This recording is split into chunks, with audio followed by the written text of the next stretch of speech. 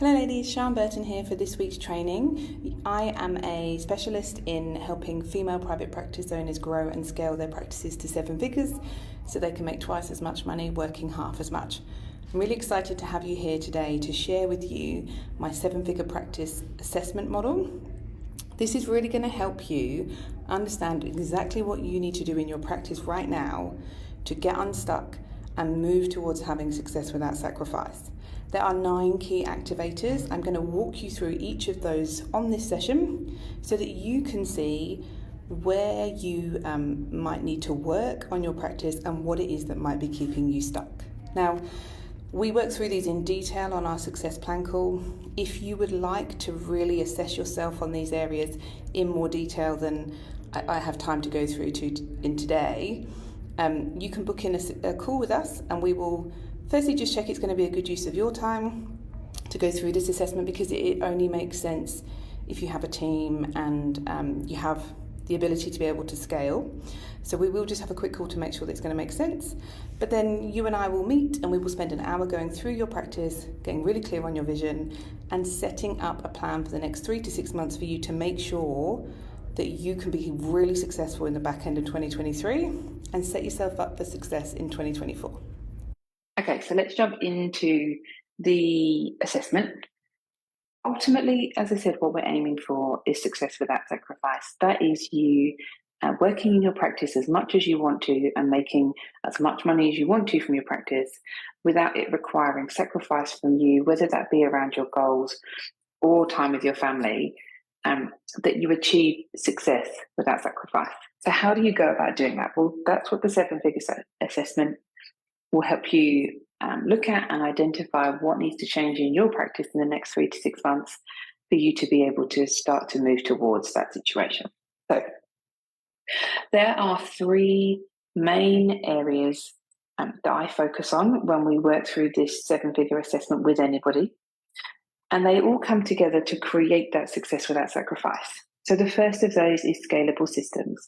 This is around having systems that scale with your business, that do not require you to be in your practice every day, that allow you to take time off to have maternity leave, that allow you to step out of the practice for 2 months and go on holiday, and the whole thing not grind to a halt without you, or you not come back with 5 million emails to deal with in situations all over the place where things are not working because you've not been there. The second one is thriving team. This is around having a team who are doing well. They're working in their zone of genius. They are playing to their strengths. They are performing well as a team. Your culture is good. And you're really, really excited about the people that you have working with you. They're accountable. The expectations are clear. And it's a joy to be with them.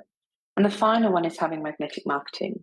This is around consistently having new clients attracted to your practice through your marketing, day in, day out, week in, week out, month in, month out. It's very rare that I come across a practice owner who's like, I have my marketing nailed, our referrals are consistent, we never have a problem generating more. Even the people who are fully booked with their team busting at the seams still don't say they've got this nailed. They just haven't had to think about it.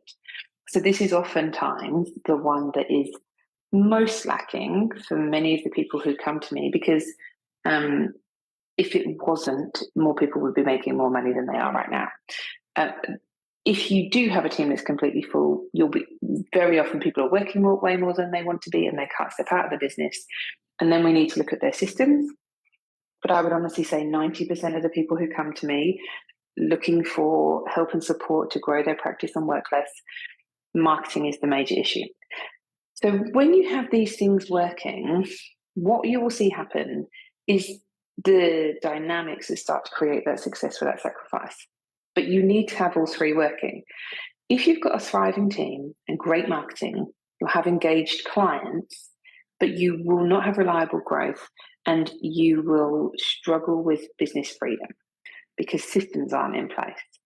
If you have a thriving team and scalable systems, you have business freedom and engaged clients, but you won't have reliable growth because you can't consistently grow the business because your marketing is not working.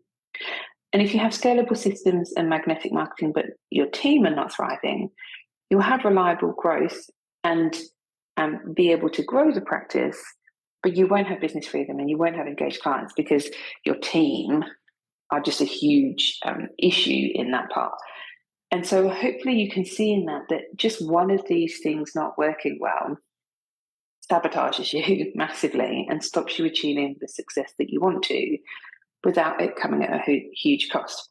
And so how you know where you're stuck is if you have good marketing and scalable systems, but your team are not working well, you'll be overworked because your team won't be full, you'll be putting out fires, you'll be seeing a whole heap of clients, and you're the one carrying all the weight in that situation.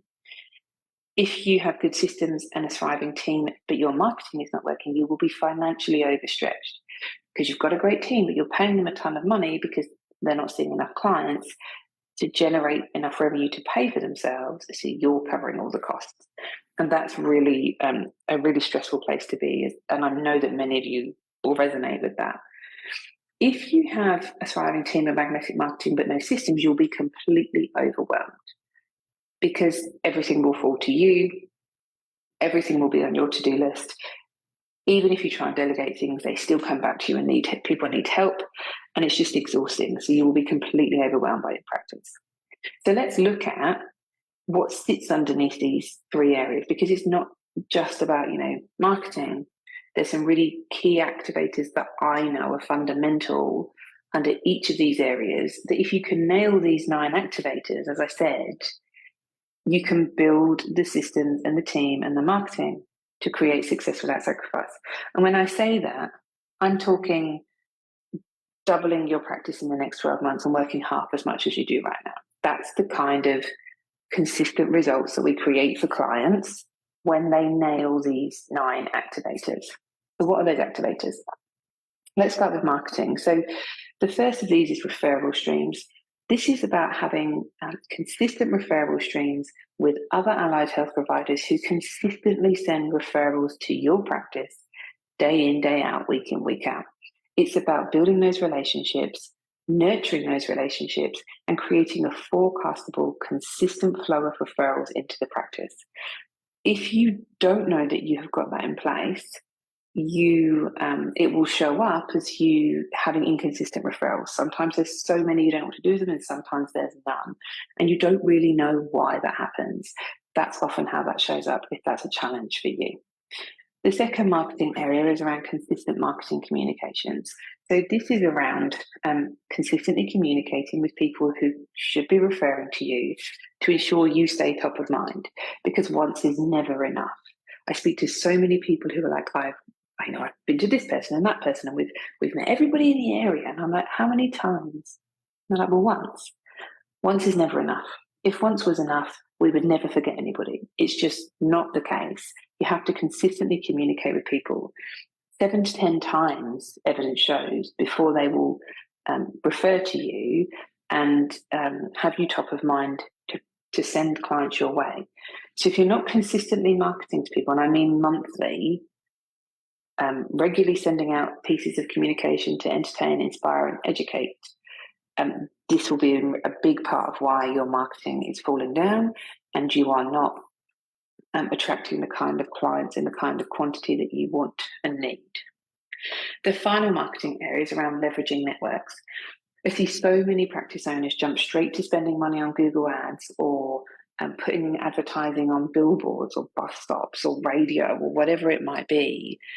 And they completely forget about their network and the network of their team and the people who already know, like, and trust them. I've had situations where clients are like, I totally forgot that my brother-in-law is a paediatrician. I'm going to go meet him for lunch.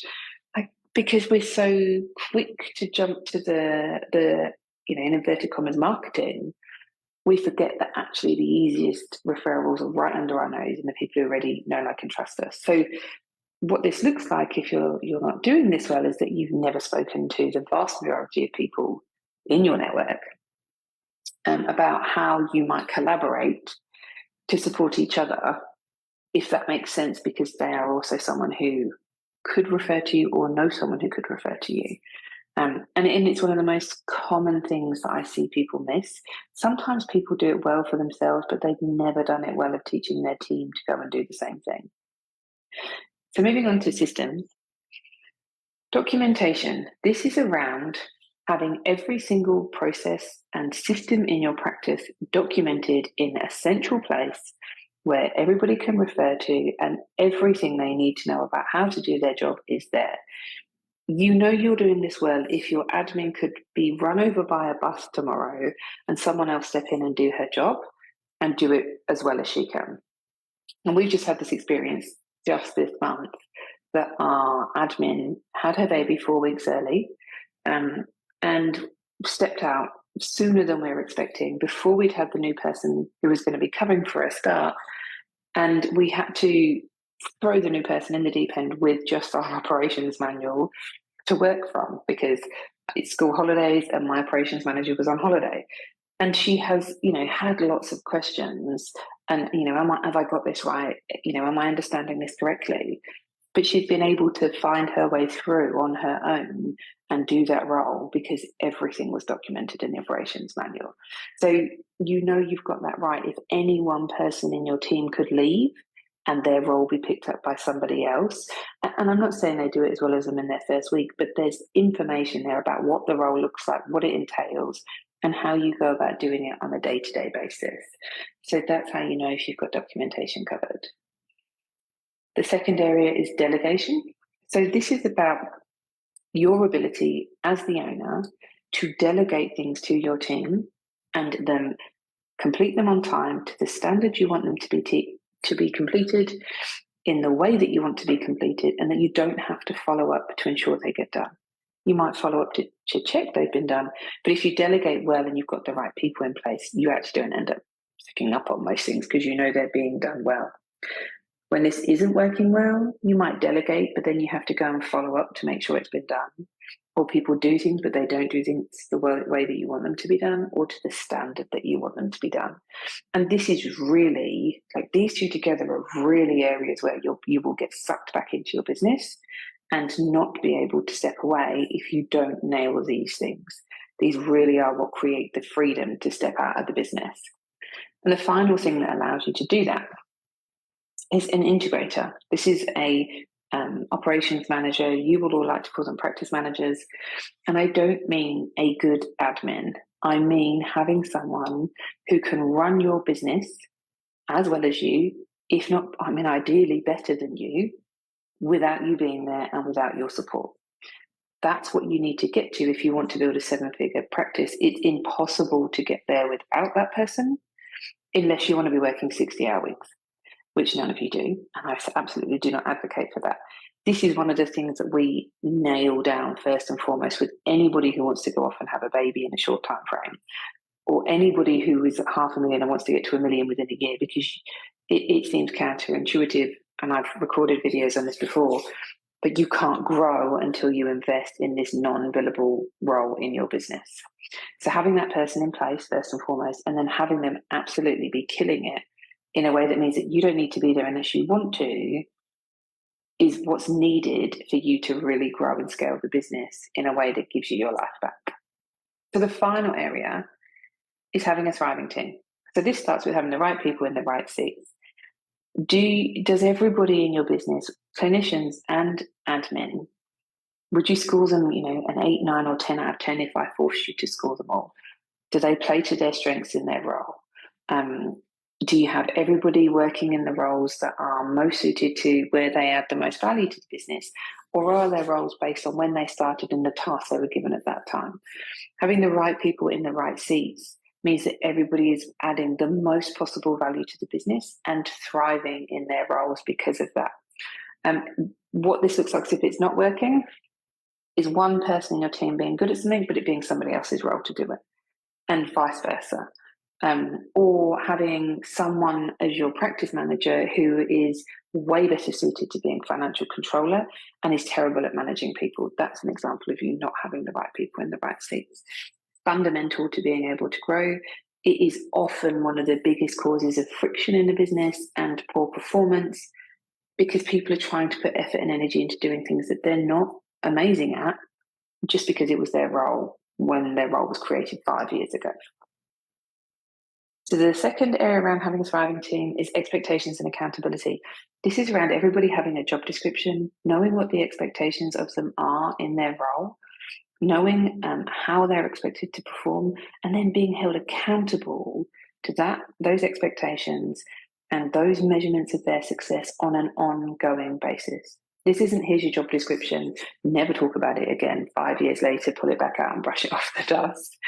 This is a job description, is a living, breathing document that everybody knows where they stand with, and everybody's working towards ensuring that they are meeting the expectations of, and that they're being held accountable to. If something's on your job description to deliver well, you need to be held accountable to delivering that well. And I often see people do, they have job descriptions, but they really don't put the time and energy and focus into them that's required. And if they do, they don't hold people accountable to what's in there. It's probably one of the biggest things that I see in larger practices, being the issue around scaling and growth. Because if people aren't being held accountable to the expectations you have of them, they'll fall short of those expectations. And if they fall short, things don't get done how they need to be done or in a timely manner, which means you get sucked back into the practice to try and shimmy everybody along. And it is one of the key issues that I see around team. So the final area is around having an intentional culture. This is around knowing what your visions are, your values are, sharing those values with your team, and then having your team held accountable to living and breathing those values day in, day out. So that if I ask one of your clients in a year's time to tell me 5 words that describe your practice, they will use words that are almost exactly the same as your values, because that's what they experience. And they experience it because your team are living and breathing those values in a really powerful way. And most people have values in place. Some people will, sometimes they've been shared with team, but it's pretty rare for someone to be like, yep, we absolutely have this nailed down. We're living and breathing these values every day. Everybody in my team could tell you exactly what the values are on the spur of the moment if you asked. But if that's not the case, people just start to make it up. They start to fill in the gaps as to how they think they should show up. Because again, the expectations have not been made clear, and they're not being held accountable to showing up in the way that you want them to in your business to reflect the experience that you want your customers to have. So that's the 7-figure practice assessment. It is the 9 areas that we work through with people on our success plan call to identify where the challenges are and what is keeping you stuck right now in your practice. We then use that information to build a personalised plan of what you need to work on for the next 3 to 6 months to get unstuck and to move your practice to where you want it to be. And if that's something that you would like to dig much deeper into and to really understand how you assess yourself on these 9 activators and how you figure out where you should be and where you are, and what the impact is and what the solution is, most importantly, then use the link in the comments of this video. They're totally free. You can book in an initial call where we'll work through with you to just check that this is going to be a good use of your time. From there, then you'll get booked in with me and we will work through this plan together. And we will figure out what you need to do to build your 7-figure practice or beyond, working half as much as you do now and making a lot more money than you probably are right now. So if that's something you would like to explore with us, book in your initial free call. We'll make sure that it's a good fit for you. And then you'll get booked in with me and we will do that in the next couple of weeks. So I hope that was helpful for understanding what needs to happen in a practice for it to be successful, for it to grow and scale in a way that gives you time back and freedom back and financial flexibility, and allows you to really enjoy the fruits of your labour instead of building something that sucks the life out of you and pays you very little cash for the benefit of that. So I hope it's been helpful. I look forward to sharing more of this with you on a success plan call soon. And I will see you ladies next week for our next live training.